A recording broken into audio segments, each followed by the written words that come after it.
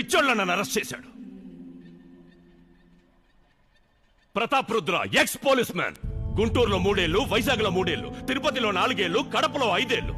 CM దగ్గర award, PM దగ్గర reward. నా 15 ఏళ్ల సర్వీసులో ఒక్క బ్లాక్ మార్క్ లేకుండా నిజాయితీగా బతికిన పోలీస్ ఆఫీసర్ని సార్ నేను.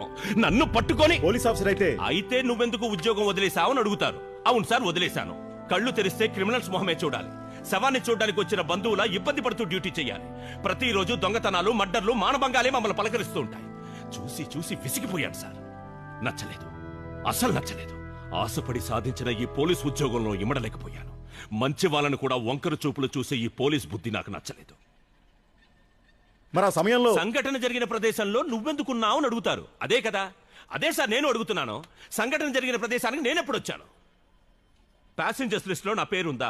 లేకపోతే నా పాకెట్లో పోలీసులకి ఫ్లైట్ టికెట్ దొరికిందా? ఎయిర్పోర్ట్ లో ఎంతో మంది ప్యాసింజర్స్ ఉన్నారు.